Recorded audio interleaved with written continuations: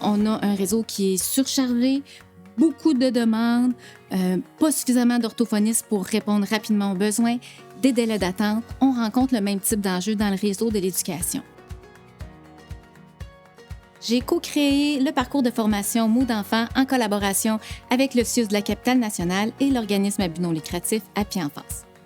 La force du parcours de formation Mots d'enfant, c'est qu'on va venir miser sur la famille et les intervenants terrain pour soutenir le développement langagier du quotidien. C'est pas les orthophonistes qui vont rencontrer les enfants une fois semaine, par exemple, mais c'est vraiment les personnes significatives qui vont graviter autour des enfants à tous les jours. La famille, évidemment, ensuite le milieu de garde, puis tous les intervenants de proximité, que ce soit dans la communauté, dans les maternelles 4-5 ans, dans la famille élargie. Comment réellement c'est appliqué dans les milieux scolaires, comment l'innovation est accueillie, comment on peut la transformer du réseau public de la santé au réseau de l'éducation, puis aussi comprendre c'est quoi les complexités qu'eux autres peuvent vivre avec une approche qui initialement n'a peut-être pas été conçue spécialement pour le réseau de l'éducation.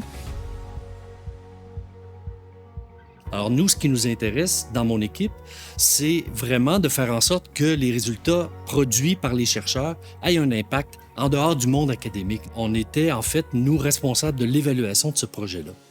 Alors là, on arrive à la clôture du projet. Donc, on a décidé de faire un atelier délibératif justement pour discuter avec les différentes parties prenantes impliquées dans ce projet-là de la pertinence et de la faisabilité des recommandations qui ont découlé de l'évaluation.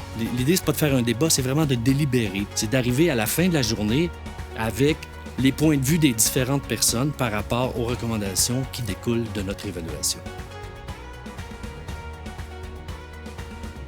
Avec le projet Mots d'enfant, ça nous a permis de mobiliser toute l'équipe d'intervenants au niveau d'un projet pour bonifier les habiletés en stimulation de langagière pour nos élèves du préscolaire. C'est au niveau de valoriser le rôle de nos éducateurs au service de garde en les formant, en montrant l'importance qu'ils ont dans la stimulation qu'ils peuvent offrir puis améliorer comme ça les habiletés de langagière de tous les enfants qui fréquentent le service de garde et qui fréquentent l'école. On a offert la formation Mots d'enfant à nos responsables de garde en milieu familial et ça a été une super belle expérience, ça a été super intéressant.